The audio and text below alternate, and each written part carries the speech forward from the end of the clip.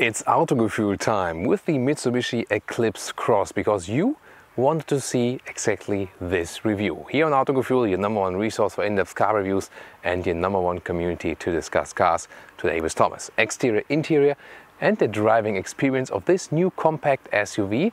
Where are they heading with this one and how does it differ from the smaller ASX and the bigger Outlander? We'll tell you in full HD, full screen and full length. Let's go!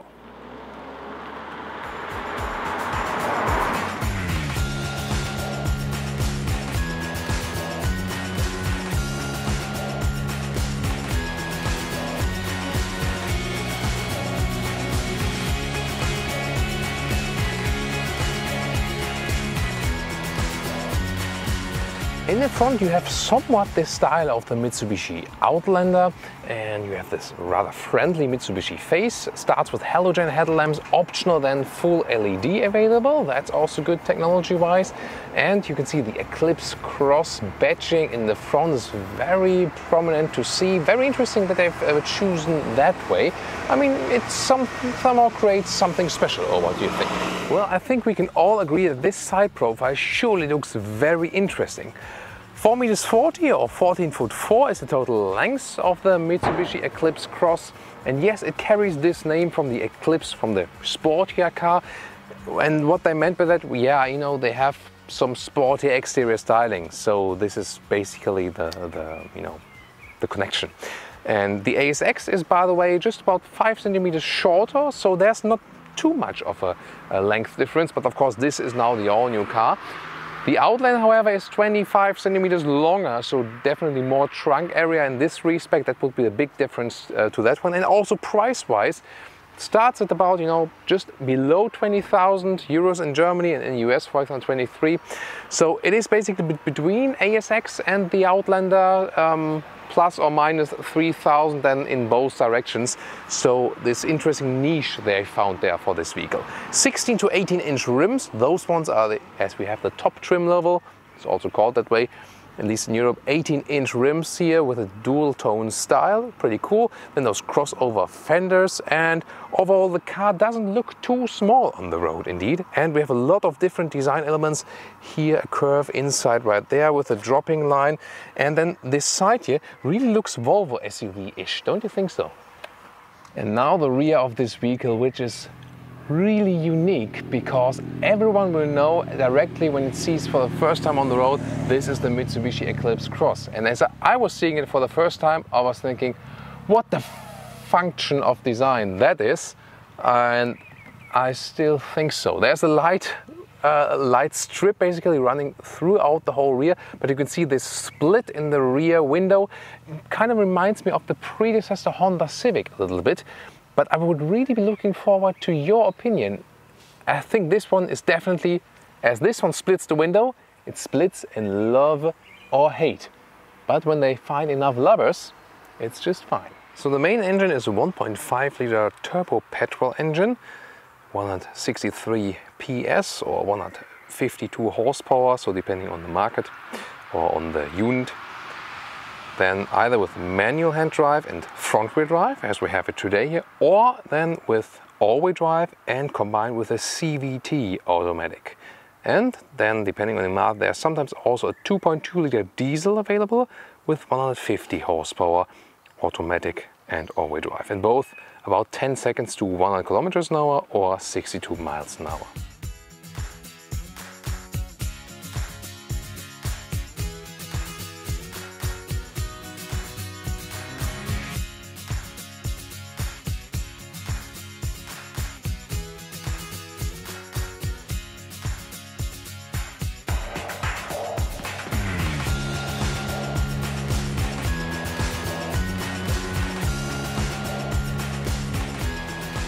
Let's take a look at the interior, and we can see a lot of interesting things here. First of all, this structure here, the top part, is actually soft touch and it feels also really good.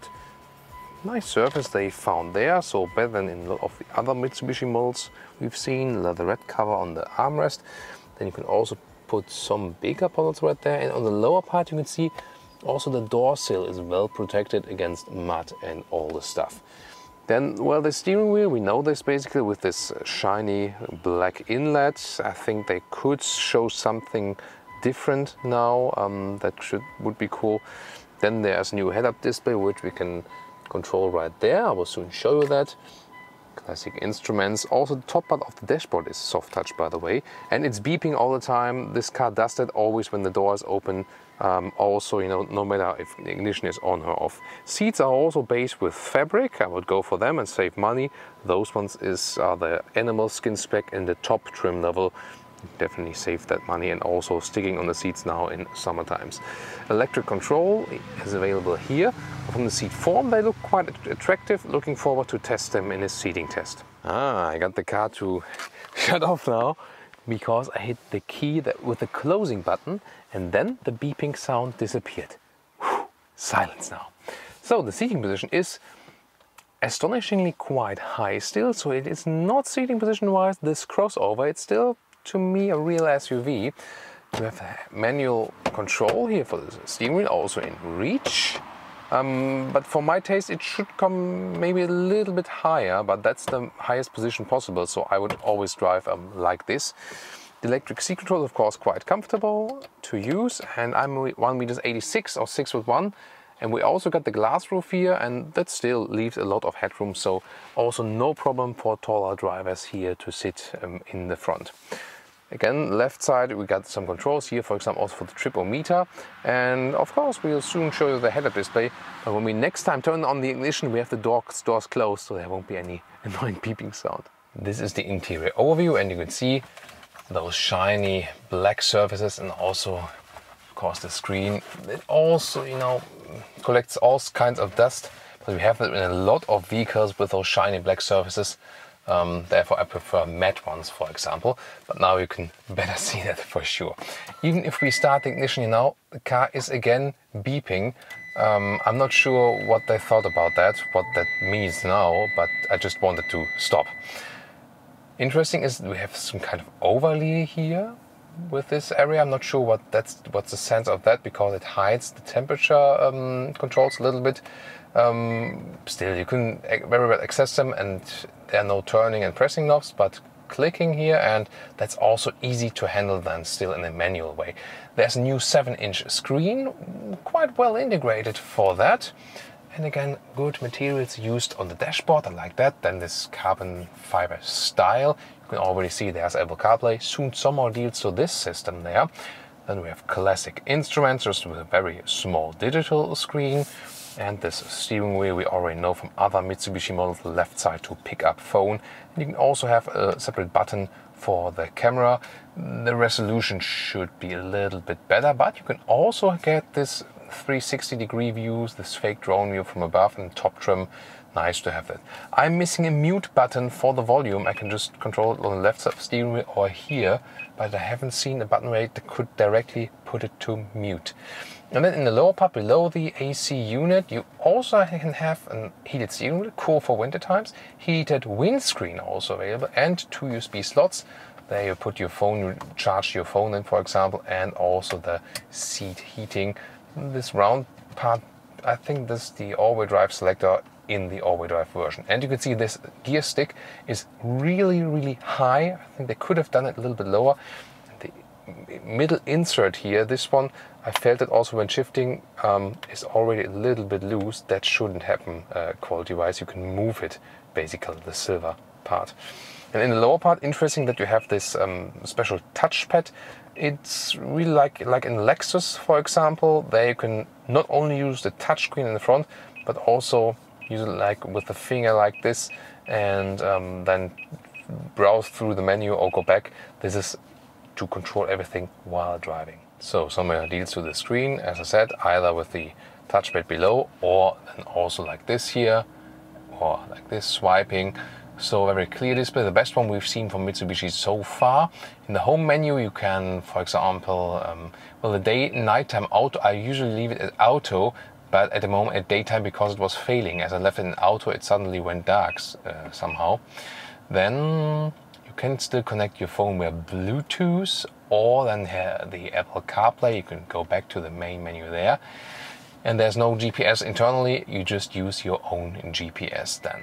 And talking about the head-up display, you can see it folds up when you start the car, and then you can see the speed directly in your line of sight.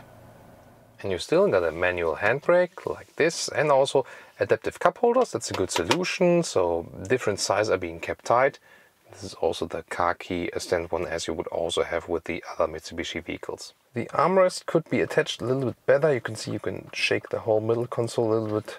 But what's cool is that this inlet here has a fabric surface from the inside. That's cool. I mean, those details, I really like those. Not just the pure plastic stuff, a little bit of fabric on the inside, and reasonable room inside here. And actually two panoramic roofs. The rear one you control right there, and you can either directly open the front one, and it moves also over the back one. This one is the maximum open position now. Gives you some fresh breeze. But you can also close it and then just control the shade in the front. In the rear you cannot open it, you can just control the shade right here then. And now what about the rear? Also, when I got the seat as I'm driving, and that does exactly fit, so 4 tall adults are no problem as for the knee room. And also when the seat is in the lowest position, there's still plenty of room left for my feet to put it under the seat. That's pretty cool. Other than that, you feel that you would be sitting really high already, and it also is applied into the ceiling. Yeah, there's a second panoramic roof or second glass roof also for the rear seats. It does exactly fit here for me still, so it is still quite okay. But you feel that it is more laid out for children, because this rear bench is really quite high. On the one hand, you have this upright seating position for your legs, so that's very interesting. But of course, children can see better than, for example, don't feel so much lost when they're maybe caged in here, like in a very low car. So quite high rear bench. So I wonder that although the rear bench is quite high, I still have somewhat okay headroom.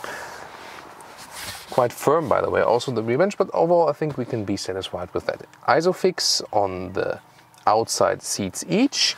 You can also have this armrest right here. Then there's, you know, a cup holder, but you know, it doesn't fold that way all flat. And you can also change the seats, like the seat bench here. You can flip it from here. And interesting is, look at that, you can put it all upright for more luggage room, or for more laying back position, you can put it like this. So depending on how you like to sit, and also how much room you want to have in the back, so that's a good solution. And by the way, there's no soft touch for the rear doors here, but I think we can live with that at that price. And you can also get a 12-volt power outlet and even seat heating in the top trim layer for the rear seats. Let's check out the trunk area. Here we go, and this is very well usable. It's not as long as in the Outlander. There's a big difference, of course, but you can see not so much space has been wasted here for a little bit more boost with the sound system. Sound system okay, somewhat. Then below that, some more loading space. Here a repair kit, but the options list should also include a replacement tire. This cover here, by the way, is wobbly, and also the fixation here at the end. You have to really find it in right, left, parallel one, and should you maybe sometimes slip, then this happens. I'm not really convinced of that. Well, putting the seats in the front, this is cool somewhat, because you can still do it from here. You do not necessarily have to go around. Well, then this second step is a little bit hindering, but overall it looks then like this. You can get it a little bit flatter than if you also fold up the head restraints. Welcome to Thomas's Driving Lounge, here with the Mitsubishi Eclipse Cross, 1.5 liter petrol turbo engine. It's quite hot today, therefore we have the AC turned up quite high. We see how that one also plays out for the consumption. Remember, I recently spoke about that the AC really has a big effect when it's quite hot outside on temperature. I think those guys here behind me in this the C63 convertible or something, they obviously realized it's Autogefühl here, driving around. Yeah, you know, that sometimes happens in traffic here. So, you know, this car here, as I said initially, the question is, why did they do it when there was the ASX and the Outlander? So to find something in the middle, and also with the Eclipse Cross, Eclipse reference, with the sports car name, is it more SUV? Is it crossover? You know, and those other ones from Mitsubishi, they were rather this off-road style as well. So this is all very interesting to find out now. So first of all, first thing I realized is it is still an SUV. It's not only a crossover. So you have this upright seating position and also the SUV driving position. So you don't feel like in a compact size crossover sitting very close to the road. It is already a rather upright seating feeling. And I think, you know, that's good. When I want to buy a Mitsubishi SUV, I would also expect that. One of the new features, the head-up display, which is, yes, this, you know, cheaper solution when it's not projected into the windscreen, but has this separate layer there. But I mean, still, I can see the speed now in my line of sight. I don't have to watch down to the instruments, and that definitely comes quite handy. The steering, we're starting here in city traffic. So a lot of part of driving will soon also move onto the motorway then. The steering is very light. Also doesn't give you the, you know, the most distinct feeling. So it's primarily just made light that you don't have to, you know, work at that hard, and that's it. I'll soon show you how it works like in the corners. The suspension is actually quite rough when I'm going over some bumps. You know, the covers from the huge system or something, you feel every single one of them. So that should actually deliver some comfort. Oh, one of the first customer vehicles of the new Touareg. Shifting wise, I got those, you know, this very, very long stick. As I showed you earlier, it's a little bit weird when I shift because this, you know, this one plastic piece is already a little bit loose. The advantage is that you got this rather long shifting lever. Is you can easily reach it, you know, when you're driving here, easy to reach. Putting in the gears could be a little bit smoother. Overall, it does remind me somewhat of driving the A6, but this one here definitely already feels more grown up. So you have a little bit more serenity, you feel more height here in the vehicle. So and I like that. And also, you know, the quality impression, and for example, also, you know, there's a very well done soft touch here when you're sitting and driving here, also in the front. So the quality impression is definitely better than in the A6. So there you do find the reason, you know, why it makes sense to pay that extra price. As for the sound, already here at lower speeds, I feel this vehicle here has a lot of echo. Echo, echo, echo, echo. Like, I'm not sure if you can hear that on camera. I have the panoramic roof, you know, the cover is actually open, you know, because I had this second camera mounted here. This will be a little bit better when the panoramic roof is closed. But in the setup we have here at the moment, it would be definitely too much echo for me. I can really feel my own voice being echoed. Again, I'm looking forward later on if this will really also be, you know, audible on camera. Oh, O2 CV, very nice color also. Maybe a Thomas Blue color at that time, if you've seen it. So maybe here a lane change. You see that the car doesn't tilt too much to the side, so the suspension is not off-road-ish. It's rather set up for a, you know, some more crossover sportier drive for the city as well. So that there you also feel where the emphasis of this vehicle is. So that's, you know, what Mitsubishi was trying to do, having, you know, their off-road focus is basically clear with their present vehicles and the older ones. But, you know, at some point, well, there are not so many people anymore that really use this car, you know, those vehicles off-road. And so I think it's also a good decision then to do less off-road and more road, just from an economic sense. You know, Mitsubishi fans might say, yeah, you know, I buy the brand because of the true off-road features, but they always have to think about, you know, most people. And, you know, this thing you just witnessed here also, putting in the second gear. I mean, I've been using manual driven cars for, I don't know, how many years now? Decades? I don't know, like forever. And this is really not that well done. So this shouldn't happen. Maybe this happens at some point when you put in reverse or so, but there's a Mitsubishi A6. Just looks really small in comparison to this one, although the difference is not that huge. Yeah, so from a manual gearbox, not really a fan of. You know, there's also this automatic gearbox, the CVT. The CVT has some fans and some haters as well.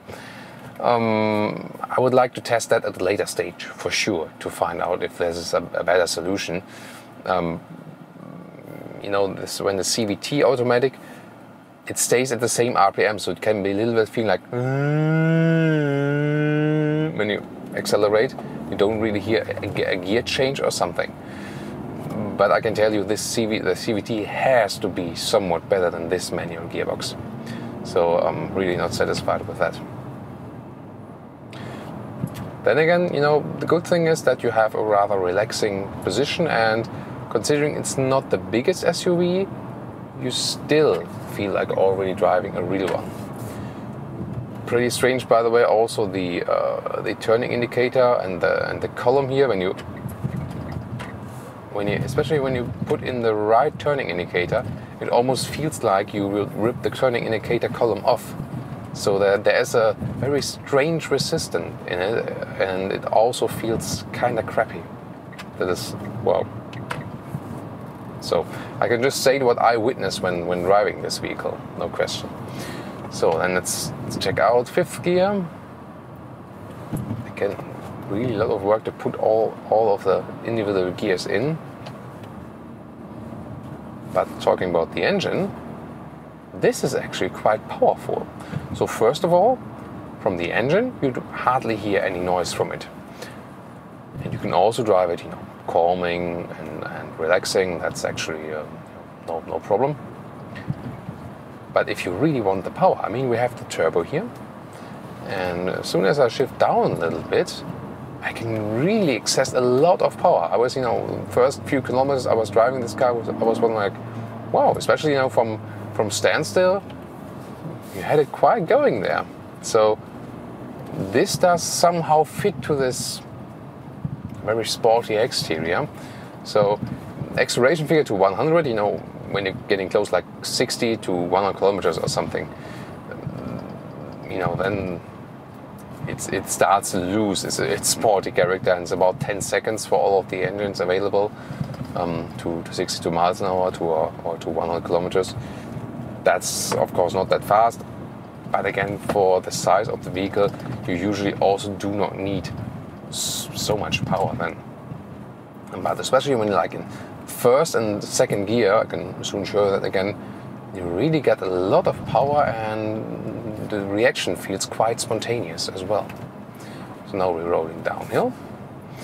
Talking about the overview, well, to the rear you have this strangely split rear window, which is of course somewhat blocking the view, but then again, you get used to it. If you look behind you, you can still see everything, you know, even if it's split. So that works pretty well.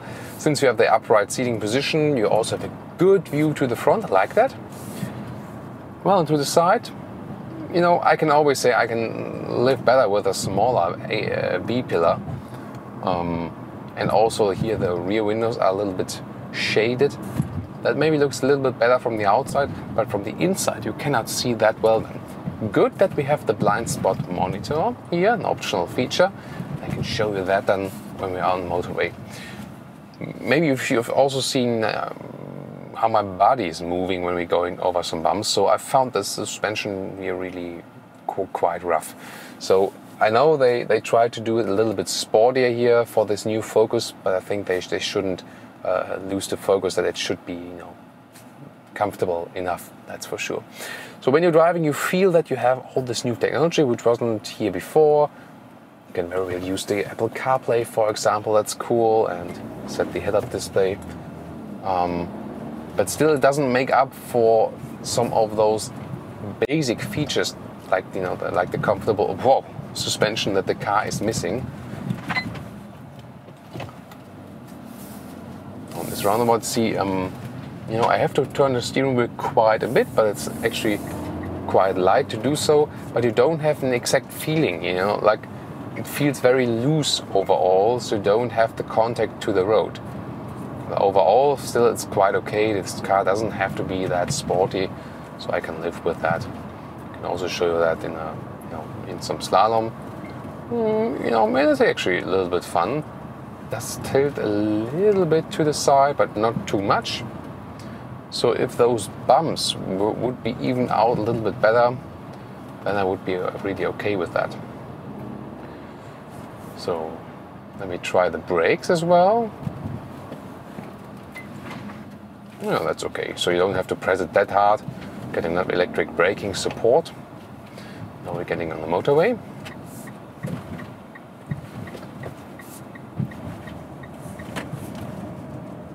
Going uphill here in the second gear. Again, I have really good power. And we'll also do a short acceleration. Let's stay in third gear, and you will have like 60 kilometers now to 100. Let's go.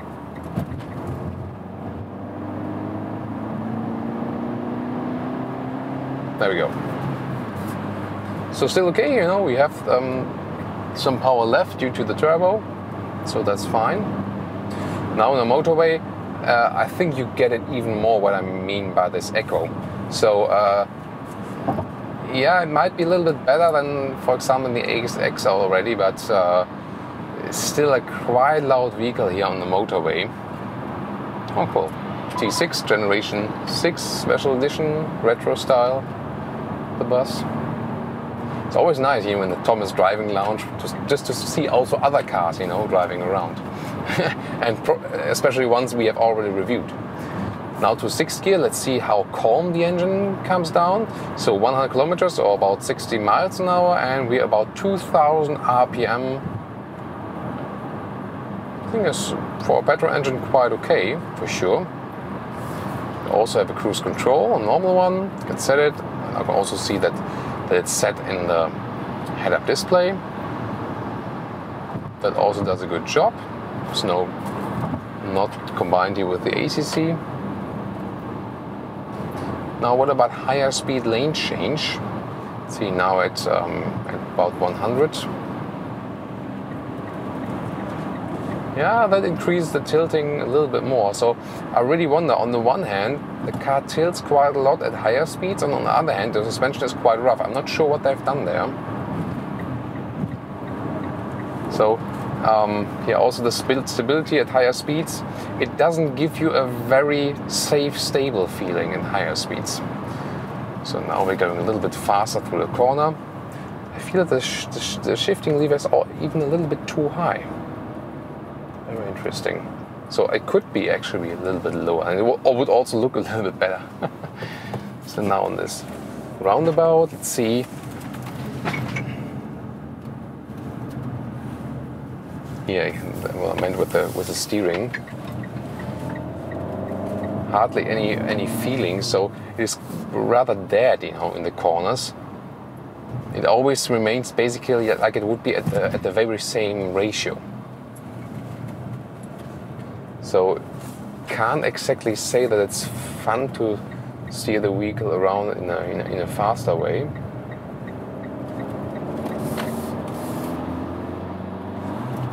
On the motorway again, and off once again. This is always a good test, with some corners and stuff, and of course always fun. Now again off, shifting down, using some of the engine brake, and so far, consumption-wise, we are above 7 liters on 100 kilometers. This is also what I would have expected from this vehicle here. This was still clearly yellow. Everyone has seen that. Don't do that at home, kids.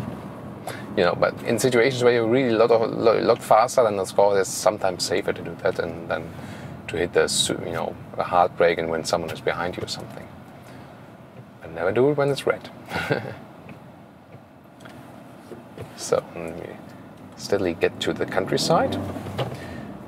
Again, quite hot today. AC is running pretty intense, and you know, actually it's doing a quite good job. So cooling me down. I had the car standing outside in the sun for quite a while. It's coming out quite cold, so sometimes also the AC is maybe not strong enough, but that's not the case here. That's perfectly fine.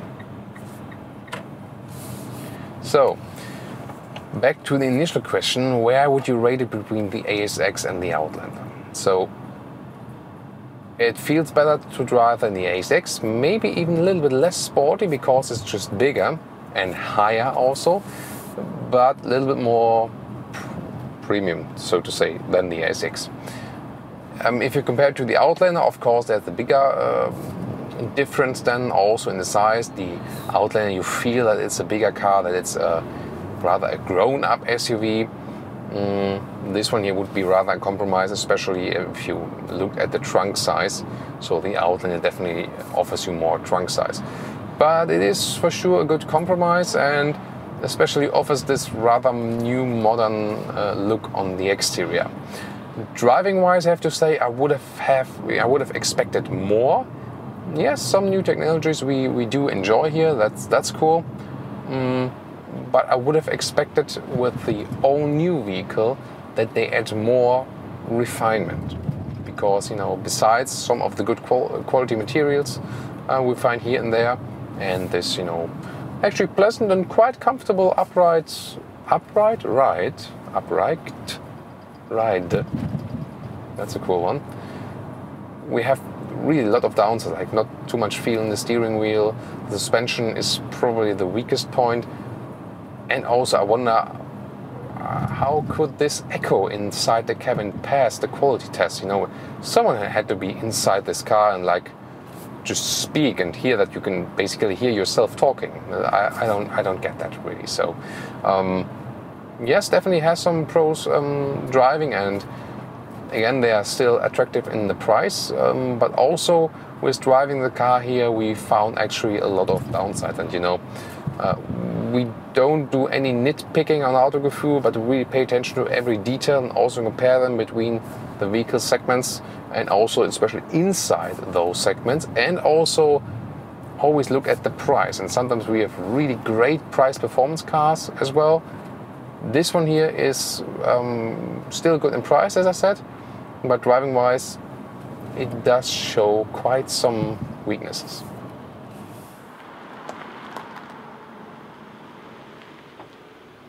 And now to our conclusion for today with the Mitsubishi Eclipse Cross.